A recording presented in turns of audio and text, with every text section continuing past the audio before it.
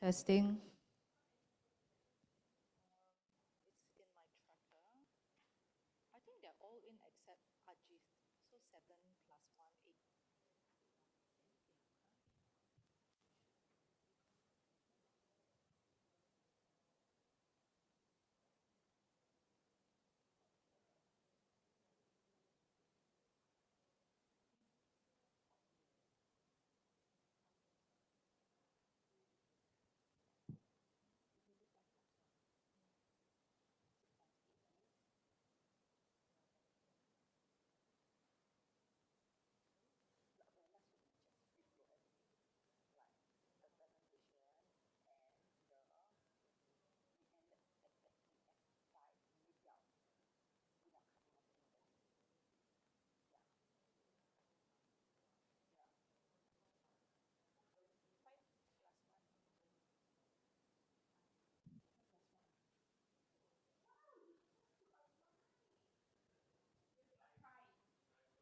No.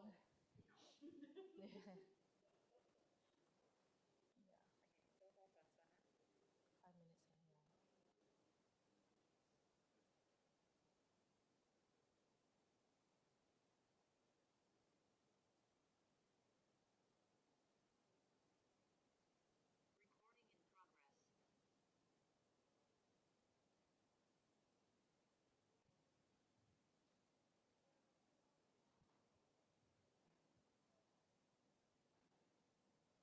Hi everyone. We're going to start the AI residency show and tell at the town hall area soon. So if you can make your way to the front, that'll be great. For those who are very punctual online waiting for us, thank you for your patience. We will be starting soon.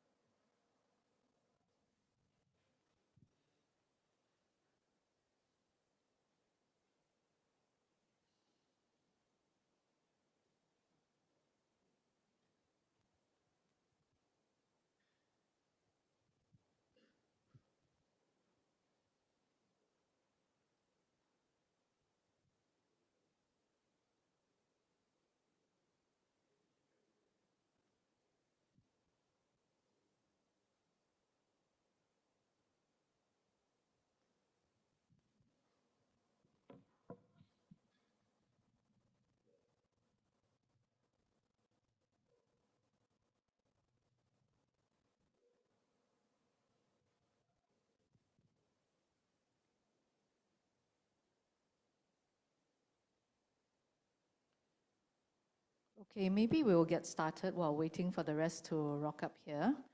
So thank you everyone for dialing in and being on time for the show and tell. For our first demo, I'll invite Vipul. Vipul is from Carousell to do a Carousell demo.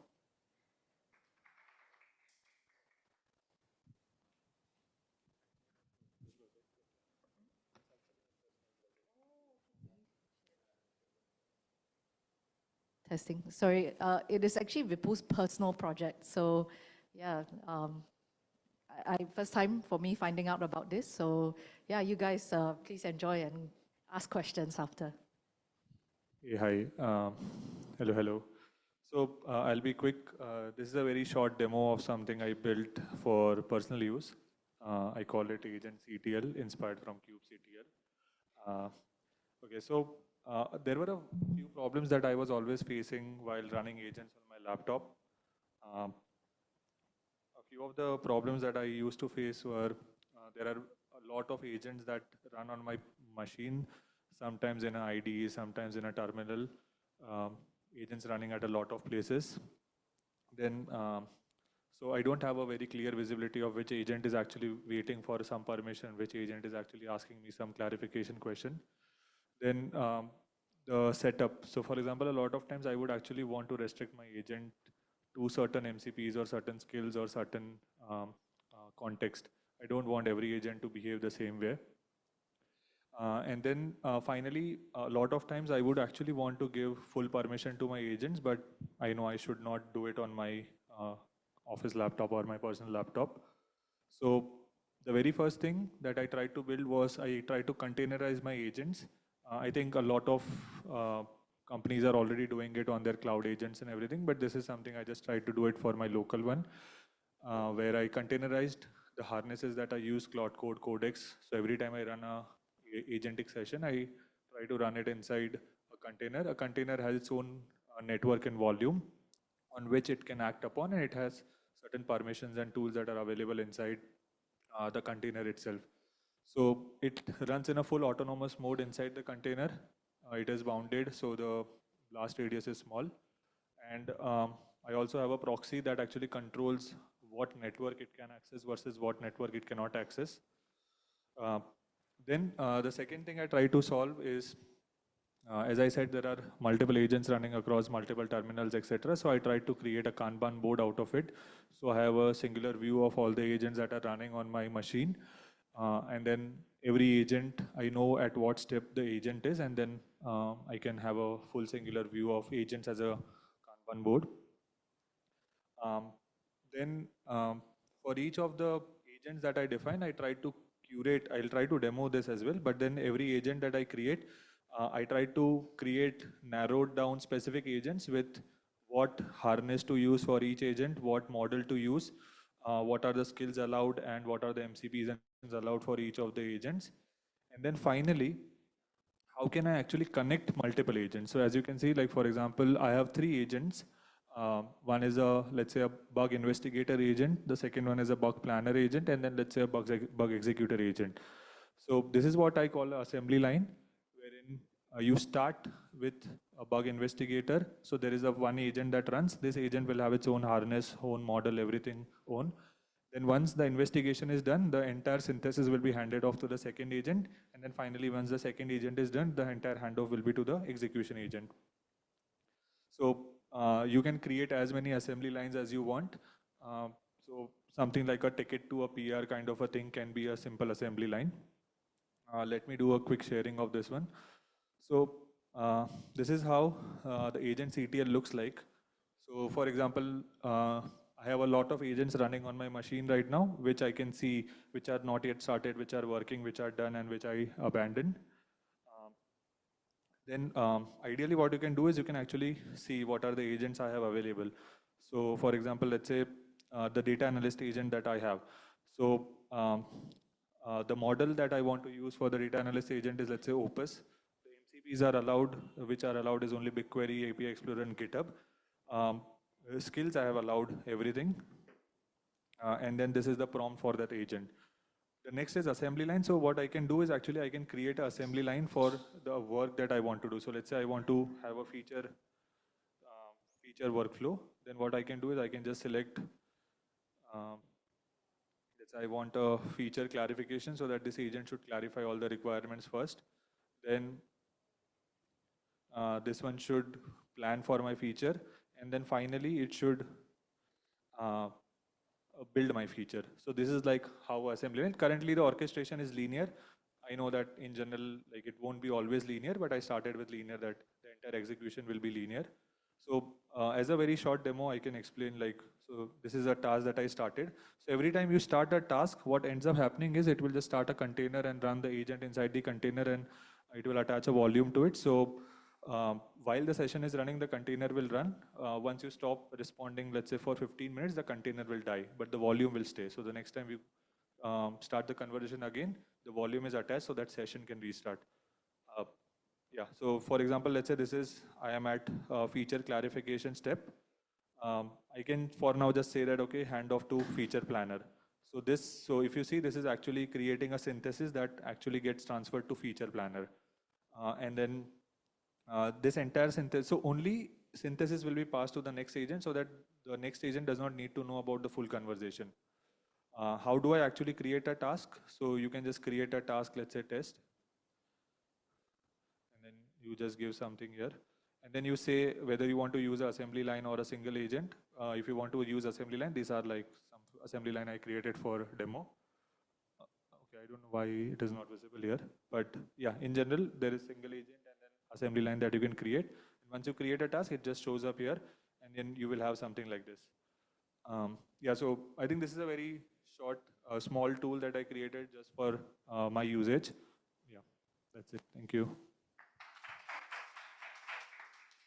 Any questions for Any Vipul? questions? Yes. Oh, where do I find this Um, repo? It's Vipul Soda 15/agent CTL. Maybe I'll post it somewhere. Where do I post? Maybe I can just put it on the chat. Okay, cool. Thank you. Any more questions? Any other questions? Okay. Questions? No? Vlad? What was the latest use case that you used it for? So, for example, I was analyzing some data for multiple use cases. So I had multiple analysis agent running one after the other. So one of the problems that I was facing is I had way too many terminals open and way too many windows open. So I tried to create a task out of it so that I can actually follow up it as a individual task and get it to closure. Because every time I open a new window, I forget that there is another session running in some other window. So yeah, this is a very small problem that I solved. Yeah, if you guys are interested, just look into the repo. Yeah. I had a quick question on like this Kanban format. Do you find this to be like kind of more useful in managing these agents? And also another point, there's this OpenAI released like this thing called Symphony. Have you heard of that? Yes. So is this like kind of similar to that, where it's like Yeah. running codex threads or agent threads? Right. So yeah, I am actually aware about the Symphony part. So I remember that while I was building this, and I think while I was just testing this, they released Symphony. I tried Symphony as well. That is a good tool as well. I mean, because I already was into the development, I just completed this and tried using it for myself. But I think Symphony is much more advanced. They have created a lot of integrations around it. For mine, it is much more limited to the integrations currently. But then the only thing was they were only open to OpenAI. I actually support Cloud Code, Codex, and I am also planning to include other harnesses like Open Code and Cursor agents as well. So that is one limitation that I found, that I could not actually control the harnesses that I want or control the models that I want. So yeah, but yeah, Symphony is actually a very nice tool. Yeah. Okay, thank you. Thank you. Okay, next up we'll have Mabel. She's actually at the Super AI event, so she will dial in. Mabel, are you there? Yes, I am. Can you hear me? Yes, we can. Okay, maybe let me try and turn on my video and then I'll share my screen. Yeah. I think the internet connection might be a bit. Yeah, but you're able to see my screen. it's supposed to just be like a, yeah.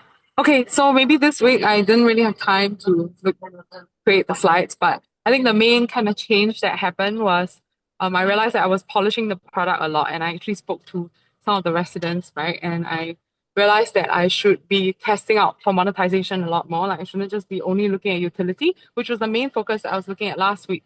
So this week, actually, what happened was another interesting development was that Hermes agent, which I've been sharing, right, is one of my marketing and distribution agents that I've been trying out. Previously, I had to use the CLI, I had to configure it on a virtual machine. I hosted it on GCP. Then I realized that over the weekend, they came out with the Hermes desktop app, which is super exciting. So this is what I'm sharing with you now. So basically how it works is that you can think of it as how you've been using like Claude and how you've been using Codex. And I think previously I was sharing that whenever I would love to have my friends try out like autonomous agents, like the biggest struggle was the amount of configuration that it would take.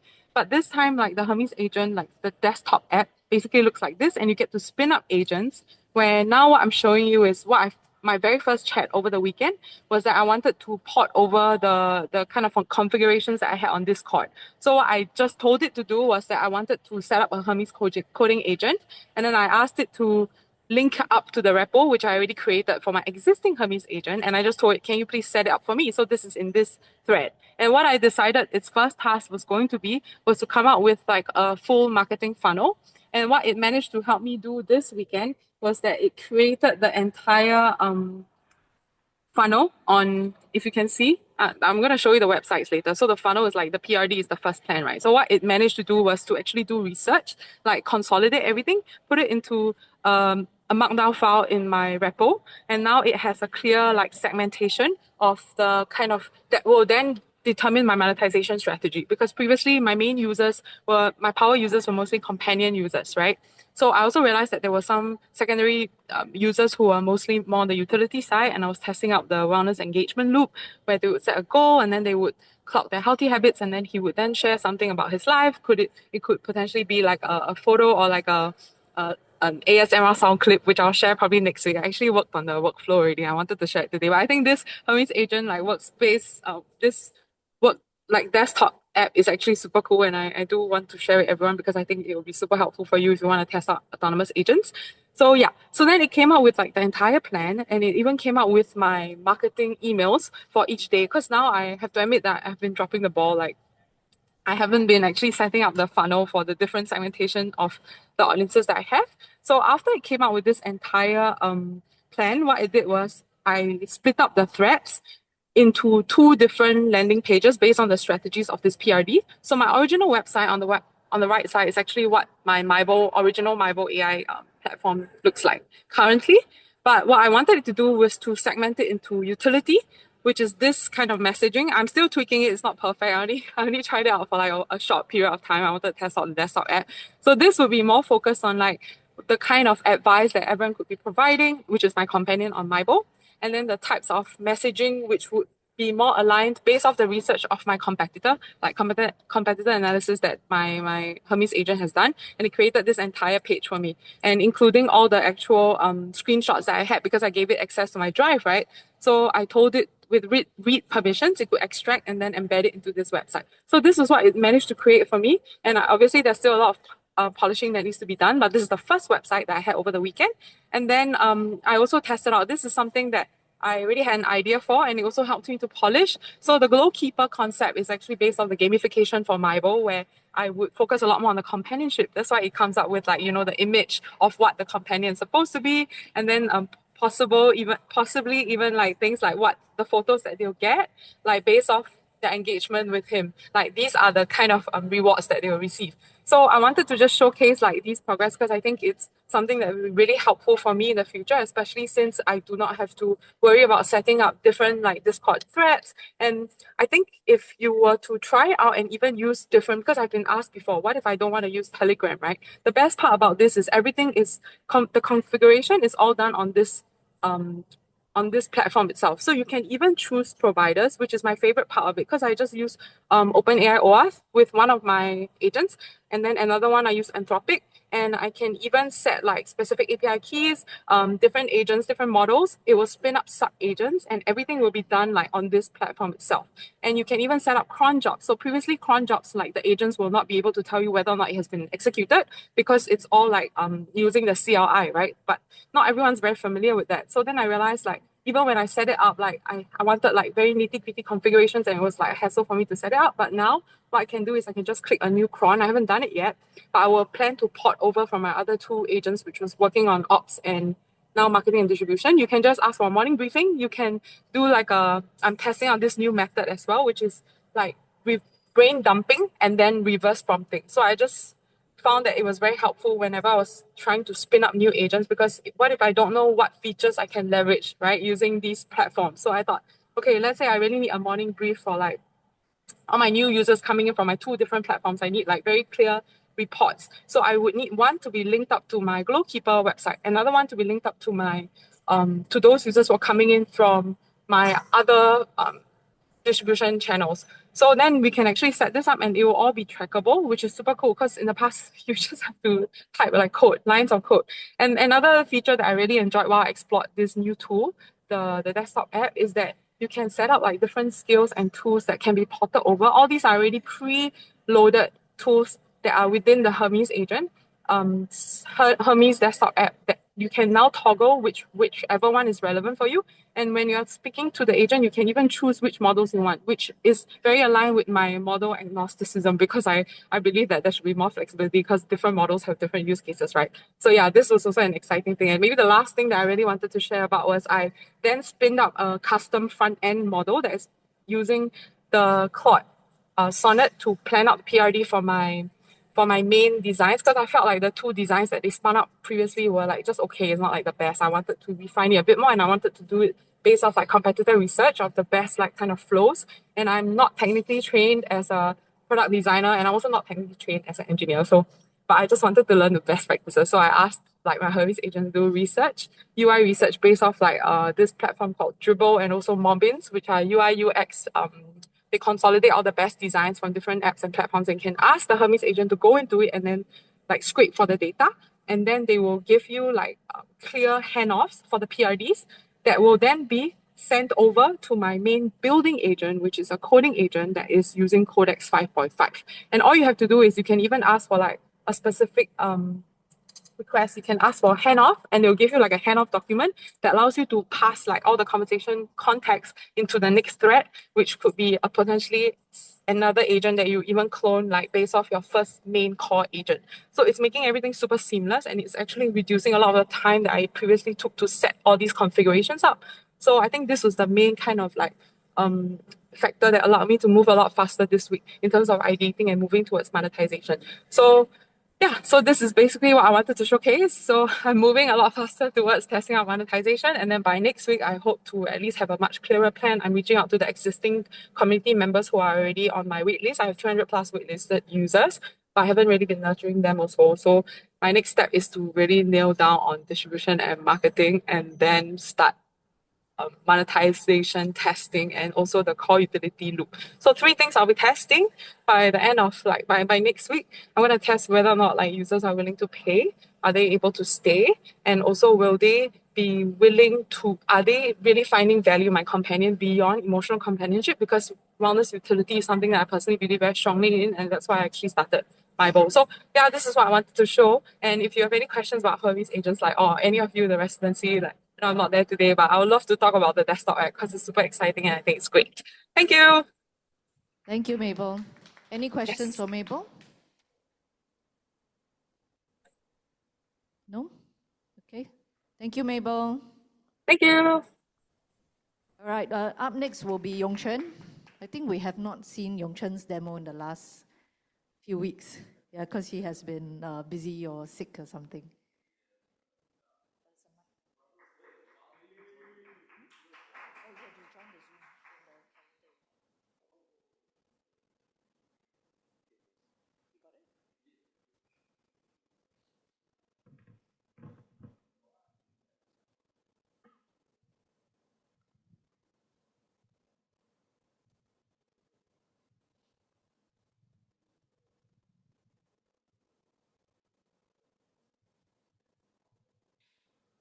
All right.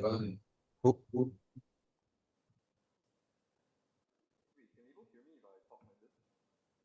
the mic is just. Test, test. Okay. Mabel, can you hear me? Mabel? I have no idea how the audio works. It works? Okay, it works. Okay, can. Let me share my screen.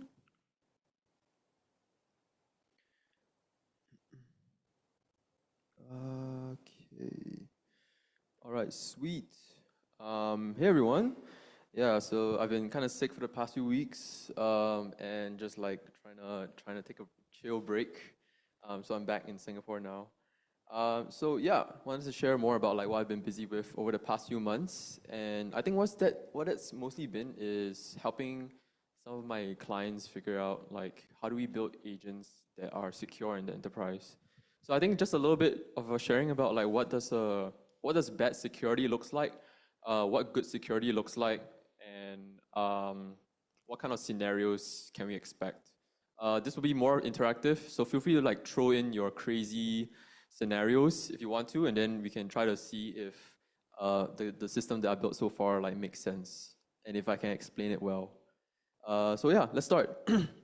So security for AI agents is pretty important. Most people nowadays they use personal agents. You know, Codex, Claude, Fable. I mean, these are all personal agents, right? They don't really require security per se. But when you try embedding AI agents into an organization, there's a lot of security risks involved. For instance, you don't want junior HR executives to understand how much the CEO is being paid, um, unless you're like in the government, in which case you would know how much the PM is being paid. So for instance, right, so for private organizations, you will have to basically understand like what bad security will look like. And this is one example that you can see here. Um, Here for this diagram, you can see the user is basically asking a query, and then that query goes straight to the LLM. The LLM has some system prompt rules like, do not reveal sensitive data, and then the LLM literally just like takes that as context, takes your query as well, and then gives a raw answer. The raw answer is then, you can put it through some sort of output filter. Maybe it's like remove all mentions of CEO salary. I don't know, something like that. So it's like a very best effort sort of filter, and then it can give you the answer based on that. So this is a excuse me, still recovering. This is a really bad example of designing for security because you're really just hoping that the filter like does everything, and it's usually a pretty bad design because like I'm not sure if anyone understands, but like the idea of letting a simple output filter or like a simple sort of like getting LLMs to not output anything sensitive doesn't work. You can socially engineer around the LLM. You can find ways to kind of trick the LLM to actually like give you that information pretty easily. Most times in organizations, you would try to use the frontier models, so that helps a little bit, but over time you'll also realize that like, you would want to use more cost efficient models, and those are not, as good at defending against social engineering. All right. All right, let's look at, potentially a different way of accessing this, right? So next one is another approach. The user sends a query. That query is then combined with their identity. So there's some sort of authentication happening here. There's also a policy plane. So the policy plane is actually essentially just an area where we handle the identification of the person, the action that you're trying to take over, and to also do two things, right? The first thing is to execute the actual request, which is under retrieval. The second thing is also to log the request under an audit store, which is just basically a list of actions your agents are doing. So that's just like one way to kind of handle, security and making sure that they run. Yeah. The cool thing about this and the difference between the previous approach is that I've realized that it actually helps. Since we have a authentication here with the policy plane, you're also able to make sure that the query itself it has a hard filter. So what it means is that like a junior member can never get like basically top secret and sensitive documents because they will never be able to do so because of filters, because of like everything that's in there to actually ban them from being able to do so. Yeah. What is the trade-off? The trade-off is that you need to have an audit store that basically stores everything. It also means that you no longer trust the LLM. It's just like basically a way to execute things, but you never really know if it's like trustable. You just basically get it to, you use it as an intelligence layer, but you definitely don't use it as a security layer, right? Okay, so that's one approach. The second approach that we're also thinking about is also how do we get not just LLMs but agents, right? So just now you saw a retrieval stack. So it's just like a LLM plus a vector database essentially. Now, what about agents that are able to use tools? So for agents, we think about agents in terms of like how do we enable them to use tools, and when do we like ban them from using tools, right? This is where MCPs kind of become more helpful. So a lot of people here, I'm sure, are familiar with APIs. APIs are just like, well, actually, APIs are a bunch of things. They could be network requests. They also could be like tools that you want to like expose to the agent. I'm using them interchangeably, so forgive the mix up in the terminology. But for MCPs, the way I think about them is actually they're a pretty light authorization layer before you get access to the tools. So in order for an agent to get access to a certain tool, for example, your very sensitive data here, what you have to do is essentially have a gateway that handles the time scope boundaries of each tool. Authentication is still important here. That means that same thing as, again, the junior executives are not able to access sensitive data. And you have to store the data again. This is all very boring stuff, but trust me, it's actually kind of important if you're trying to build it for an organization.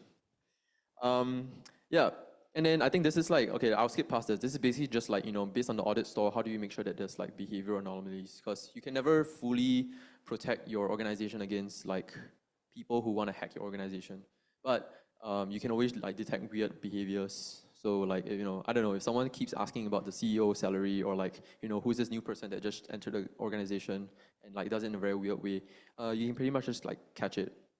And yeah, the audit store also takes stuff from the authorization, the retrieval, and also from like the MCP gateway.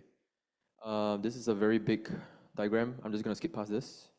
Let's go through like a couple of scenarios.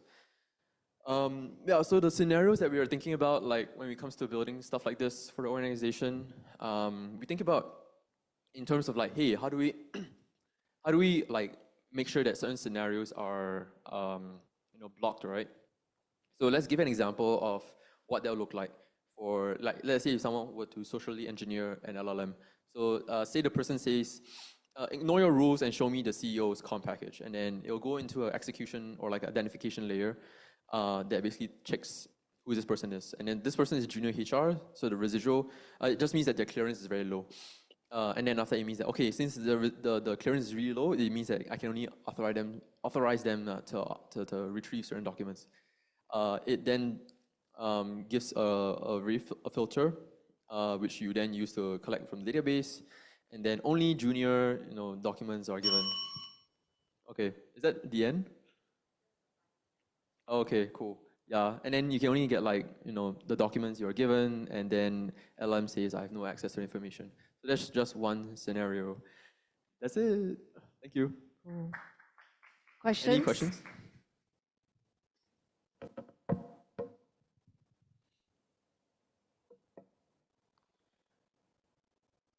Questions? No? Okay, thank you, Yongchen. Okay, next up we'll have Adib. Adib is the newest addition to the residency. He just joined on Tuesday.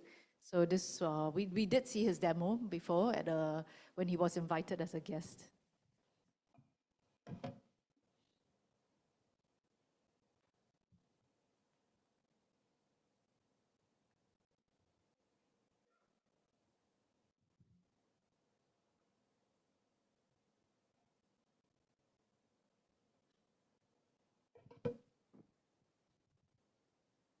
Hello.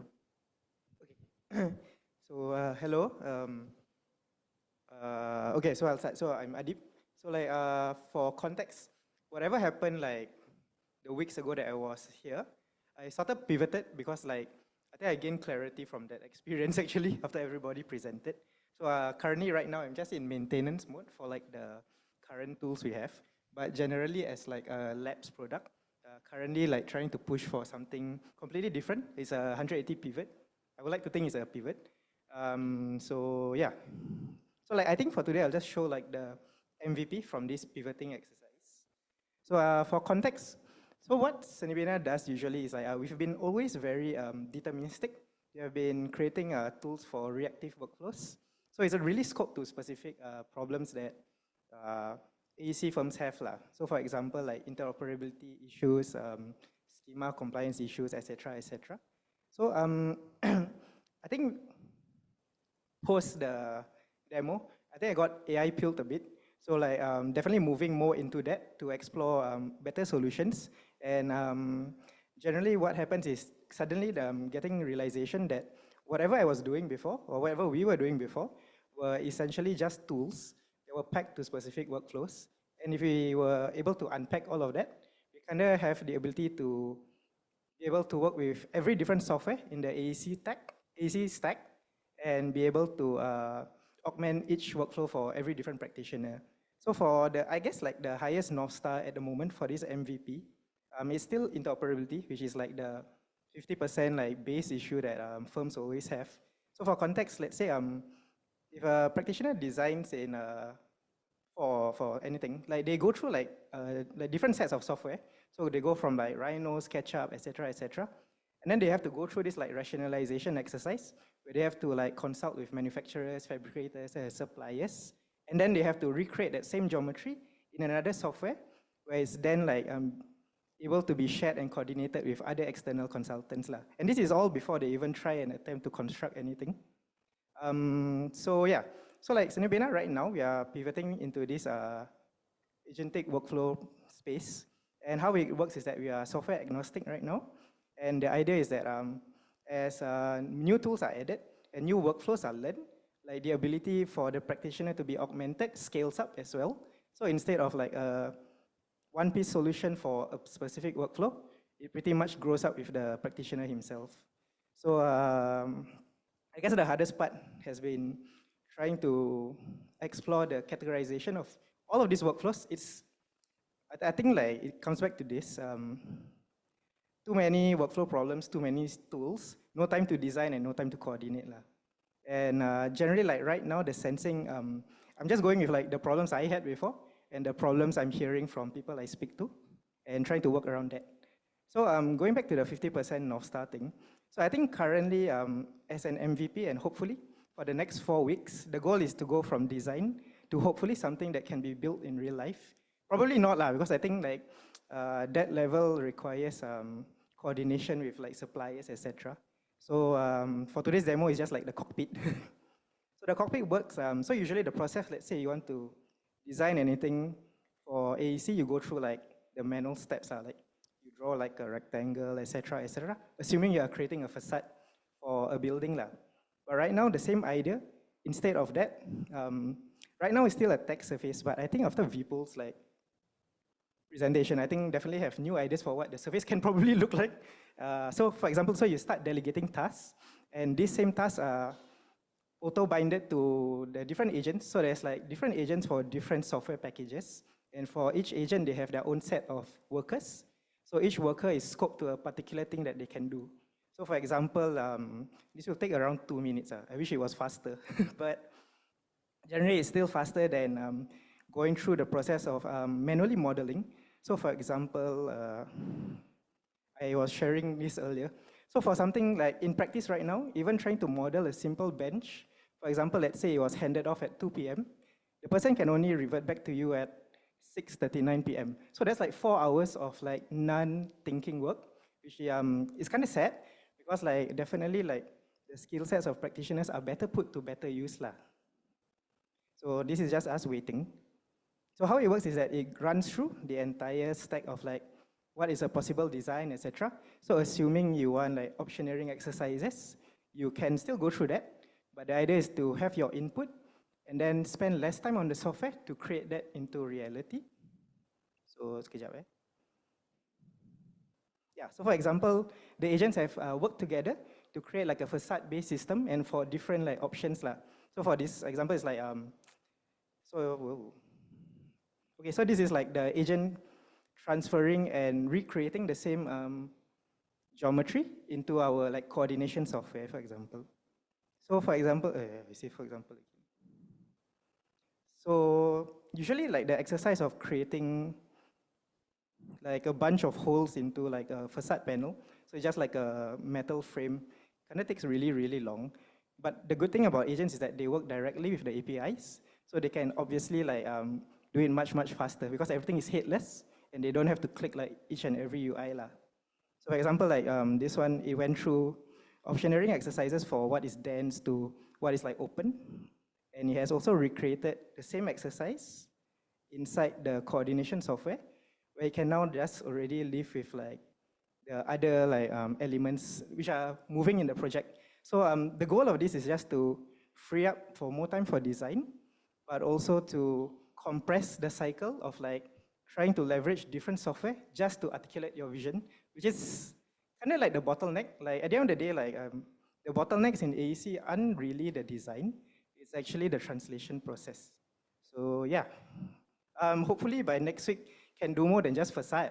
Maybe can just try to do this bench. But the thing is, like, I think what I've learned from post that pivot is that the strongest models don't really help because it's actually the harness itself. Like we could throw like Opus, we could throw like Fable on it, but the best model is the one that can iterate through every process as quickly as possible. And like right now it's Gemini lah, Gemini Flashlight actually. For some reason, like it's super cost effective, but it has enough throughput to go through like every option quickly on like the practitioners like workstations. So yeah, oh, so just as a sample so for like the cockpit, the idea is that practitioners will use less of this like specific software and start interacting with like the same cockpit for all their review process. So it's essentially like delegating a task to your always on assistant. Yeah, thank you. Thank you. Questions for Adib?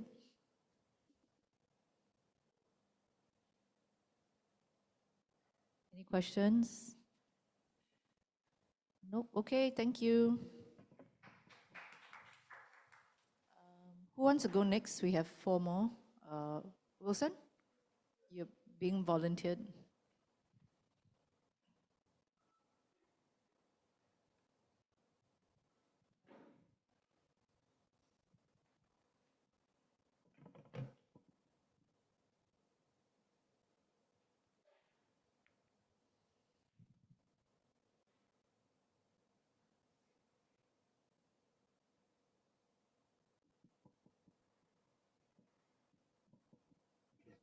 Okay.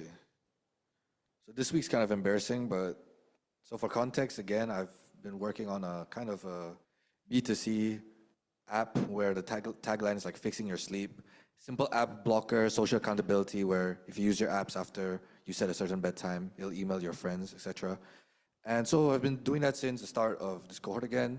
So in a month, it's a bit pretty slow, but 60 organic downloads, all from App Store, ASO, and short form reels and TikToks that honestly not too many traction, only 1 or 2 videos above 1,000 views, but 4 paid subscribers, so 7% roughly on this organic traffic. So I thought, hey, actually this is a pretty decent conversion rate on a hard paywall. I want to scale faster. I'm a bit impatient, right? So I thought, let's try running Apple ads, I thought, because my initial thought was that, you can easily set based on the intent from the exact search terms. So if I bid on the certain search terms that, let's say, other apps like Opal or ClearSpace or all those other app blocking apps are doing, and I have roughly the same conversion rate, I should be pretty good, right? Okay, so this is how much I spent, $70 for 7 days, roughly 0.87 cost per install, and the results, 0. Okay, so what happened? I was pretty confused at the start, but I realized there was 2 big things I overlooked and mistakes that I made. The most obvious one that I'm kind of embarrassed for not realizing is not geofencing the ads based on geographic regions. So what I realized that obviously when the App Store ads are trying to optimize for CPM, like optimizing for the cheapest download for your app, right? Because that's technically what you want. When you do that, they're gonna flood the ads to all these very low sort of income areas. So Uzbekistan, Algeria, Iraq, Cambodia, all these random places where obviously the pricing power and the willingness and ability to pay for a hard paywall app is almost 0.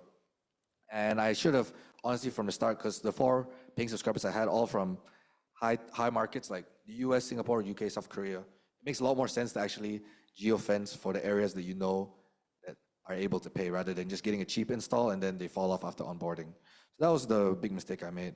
I think another thing I did not sort of really appreciate was the sort of intent when, let's say, viewing a certain reel and a user searches the app and downloads coming from a reel that I posted. That likelihood to pay is obviously much higher than just some random ad that you see and you download and you're like, oh, I don't want to pay. So I think I mistook my original high 7% conversion rate as, oh, this is going to be the standard for everyone coming in, when obviously, clearly that's not the case, right? So I think it's just being a lot more aware of the intent of the users that are actually downloading to actually try to convert them in the future. But yeah, that's basically it. Thank you. Any questions? Questions for Wilson? Nope. Thank you, Wilson. Okay, Ayush, Daryl, Ace. You want to go next, Ace? Okay.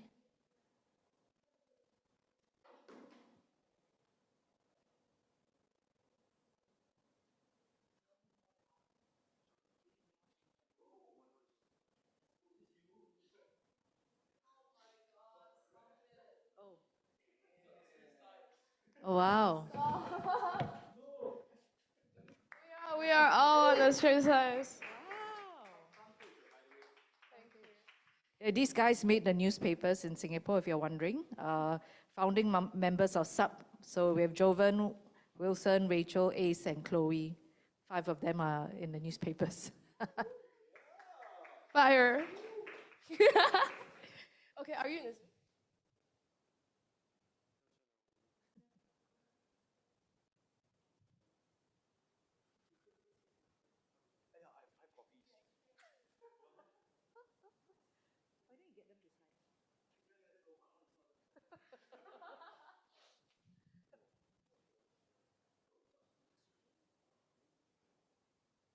Okay. Hi guys. So we have 2 parts. Jovan's gonna talk a little bit about our job scraper that we kind of revamped, and he's been working very hard on. And I think I'll just give a little blurb on my marketing 101 thesis, since more people are interested in marketing right now. Wait, where's the docs? Pull up the docs. Okay.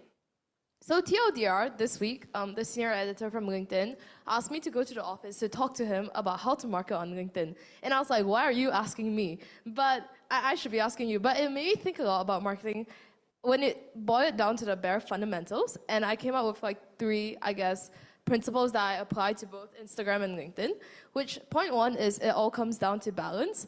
I think I spoke last week on how for my engineer's account, Dog Builds, I am using like a hook to kind of have something relatable about his college, whatever, and then have the value as like whatever he's sharing about Ange and Sui. But there's a hook over there. So I guess a balance between catching attention and providing value. So if you catch too much attention, it's just slop. So like all the like AI, tong tong tong sahur stuff, that's just slop.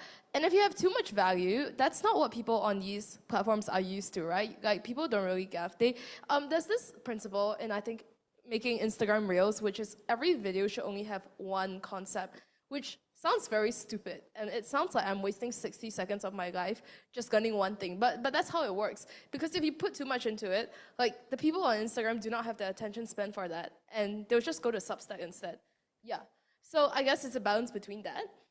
Point 2 would be a contrarian. So we were kind of talking about what kind of content does LinkedIn usually have? And then it's like the paragraphs, the sappy, oh, my wife divorced me, this is what taught me about B2B SaaS, blah, blah, blah.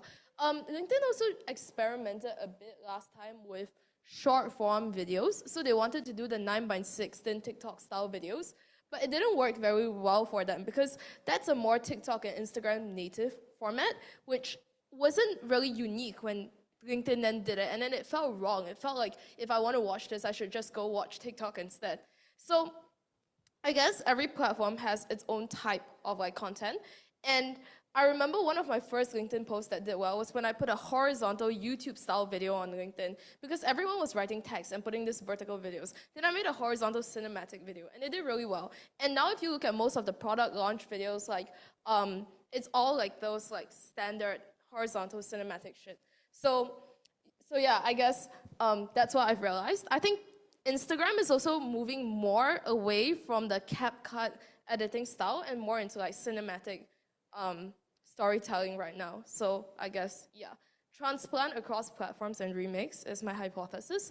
And point three would just be to be authentic. I think someone was talking to me about AI marketing this week. And he was like, do you think AI can't be like as successful because AI is not creative? And I was like, you don't really have to be creative to go viral. In fact, some of my most viral reels were where I took something from like a different vertical, like maybe hashtag couple talk, hashtag school, hashtag studying, whatever.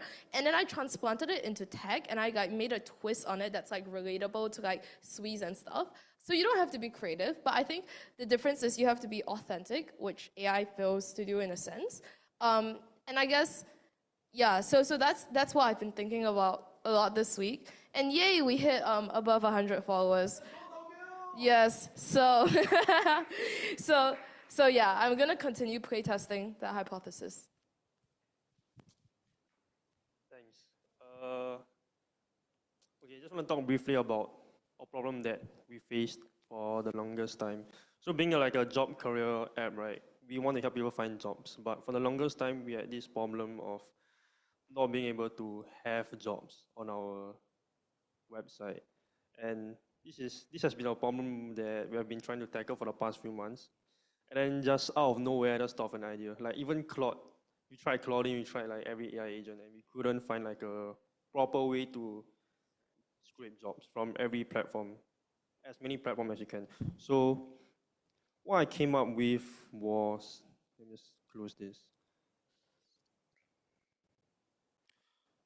So this is roughly the architecture that I came up with. I'll explain it a bit more.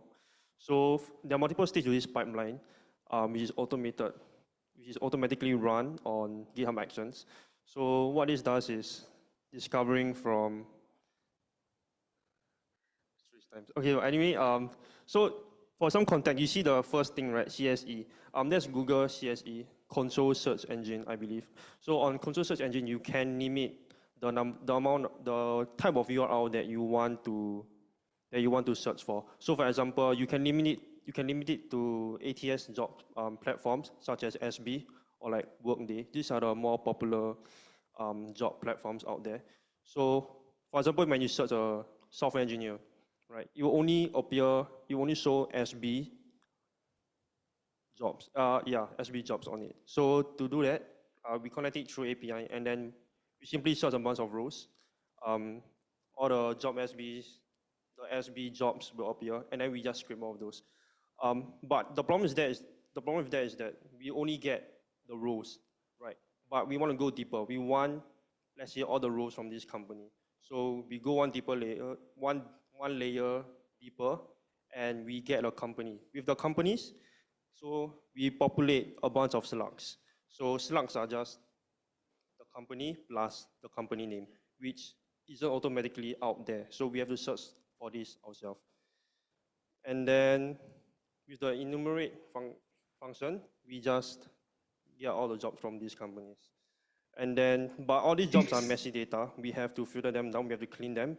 So we pass through a bunch of filters and quality checks, such as checking if like some jobs are like very low skill level jobs, which we don't want, like those part-time jobs. And some like, and we also clean, for example, the titles, right? We want it to be presented professionally. We want it to follow a style. And then lastly, one of the other filters that we pass through is to make the job description better through Gemini. So we just populate it in Markdown so that we can display it properly. So yeah, this is roughly the architecture that we went through. And this actually got us about 41,000 jobs in about a month. And it's always growing because it's always searching for new jobs out there in Singapore and populating the database that we have. Yeah, so this is just roughly like some of the logs. These are just getting your jobs. You can see, yeah, that's all. Thank you. Questions for the team? Any questions? No? Okay, thank you. Ayush or Ayush first? Okay, go ahead.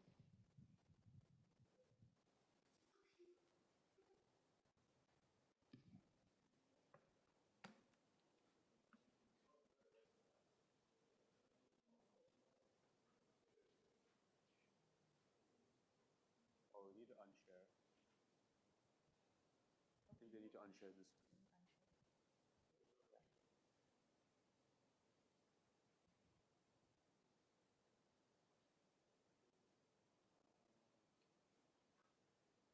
Hello. So today I'll be talking about this idea of, what makes a company agent ready. So as we know, like a lot of these models are getting released every few months, but yeah, but that doesn't mean that companies can make the most out of these models, right? So yeah. So essentially, what a company is in kind of like an operating graphs. We have different departments, different people within the company, different jobs to be done. But all of this is currently kind of like tribal knowledge, where someone who might be the manager of that department might know how to do this, but someone who's an intern might not how to do that task, right? So with that, um, yeah, again, better models do not make your department better, but the right context does. So what I'm going to be showing you is actually a demo I built for this workflow where, um, yeah, so let's say I'm a legal department or the ops department within a company, right? And maybe there's like 50 of us in the company. And we want to kind of understand how each process works, how handoffs work, how edge cases work within our department. So this is a simple tool I built where you can actually spin up an AI interview bot that you can deploy to your team. So I'll just type it out here.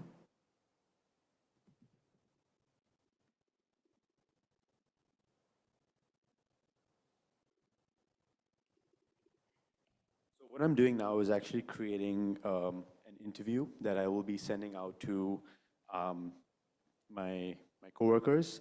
So it's going to be text-based. We can also make it voice-based, and you can set up like a default time on how long to conduct this interview for, and then it will automatically figure out who in the company to reach out to. So maybe the two ops people and one finance person, and then it gives an overview of what this interview will be about, a bit of context to whoever is taking the interview, what are the goals. So for this case, we want to map out how legal work enters departments, gets triaged and moved to resolution. And then it also comes up with a set of guiding questions within the jobs to be done in the department, as well as success criteria.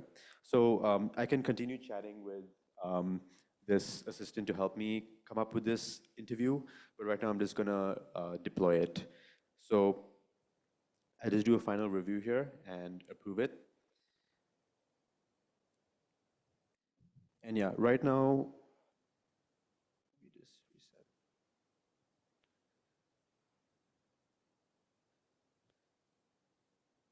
Okay, so I'll just show you an example. So I sent it out to two people, and I'm just going to open up this URL.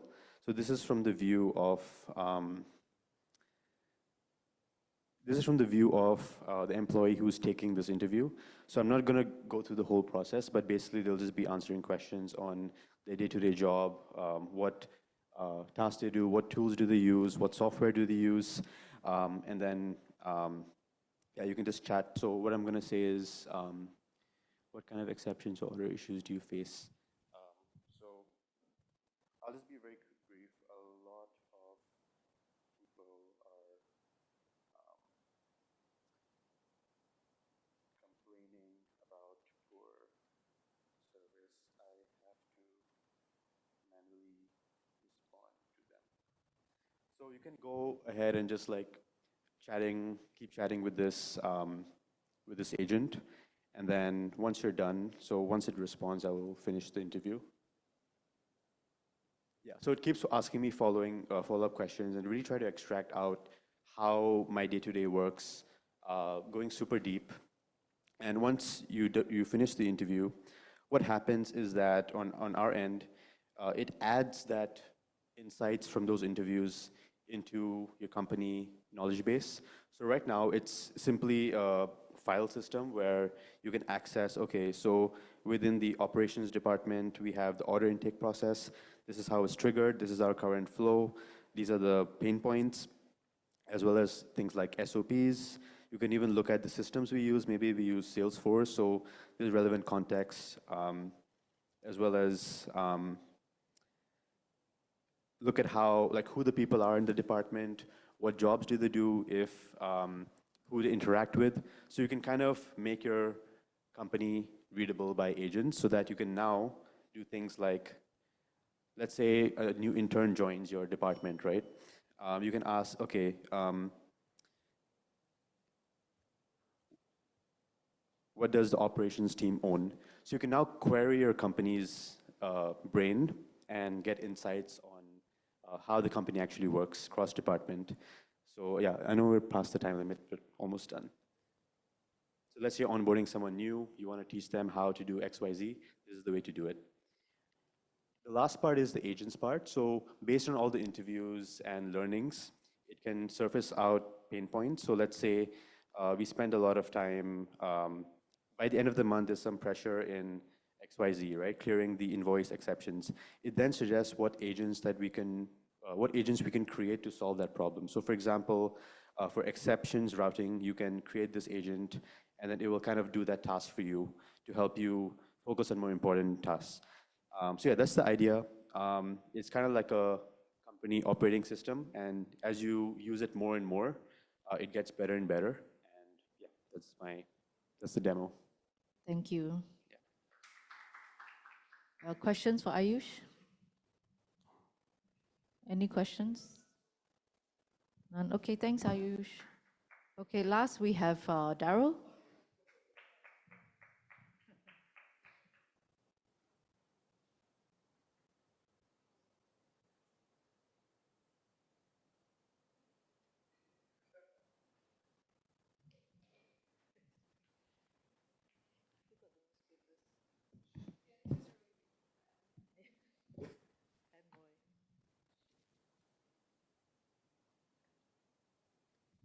Hi, so for those of you who don't know, right, I actually have a few vested interests in a couple of different businesses. One being a medical concierge. Medical concierge is pretty straightforward. We bring foreigners into Singapore for medical treatment. And it's a pretty straightforward thing, right? If we have a case, let's say somebody who wants a cardiologist specifically from this line of specialty, sure, we can line you up. We can do all that for you, bring you into Singapore, all the ancillary services, and it's a pretty straightforward process. The difficult part, however, is actually on our end where we had to source the doctors. We have a partnership with NUH, so we directly liaise with them. Hey, we have this case, these are our documents, here's the patient history, and what can we do for him? But there comes a point where it's like branding comes into play. For those who are not from Singapore, right, the name NUH or Singapore General Hospital or literally any other public hospital, right, unheard of completely. Everyone knows Mount Elizabeth. Everyone knows all the private hospitals, right? They have the big branding, the big budget to spend on their international awareness. And it causes a lot of information arbitrage, I would say. So they get, not say the doctors are worse, doctors are really, really good and very talented. But okay, I'll give you an example. There was a case, an 11-year-old. He had neuroblastoma, which is cancer in the nerves. And it's really, when you have a patient like that, right, the time is very, very sensitive, where you are not able to take your time, slowly handle the case because the kid could literally die, right? It's a 10-year-old kid with cancer. So one of the things that I wished we had was actually some way to contact all of them at once, right? To ask, hey, do you have a guy for this? Do you have a guy for this? Because this is a really rare case. And we did this manually, and I had to contact all of them. And after about 500 people contacted, right, turns out there's only 2 people in the whole of Singapore that qualify for this, because these are pediatric and oncology, which is quite the extreme niche. So yeah, with how AI is right now, right, I think what's optimal is solving this lack of clarity where the patients and families are scared. They're trusting their loved ones to you. And when they trust their loved ones to you, right, you want to ensure that they feel safe about it, and they have they can just put their trust on you, which is not easy. So I want to find a way to give them that solution. And I believe that I can do that with AI. How I'm gonna do it, I'm not too sure yet. So I'm very open to suggestions. Yeah, that is majority of my presentation. You guys have any questions? Any questions? Any questions while Daryl folds origami? Yeah, so basically, why I'm following this is because, right, this 11-year-old client, right, was one of the ways to cheer him up, right, was actually he liked origami, and this is something he taught me. So it's a paper hat that although simple, right, it just brought him so much joy, and I think that's just something that really touched me, and left quite an impression on me. Would you like to wear it? Yeah. Yeah!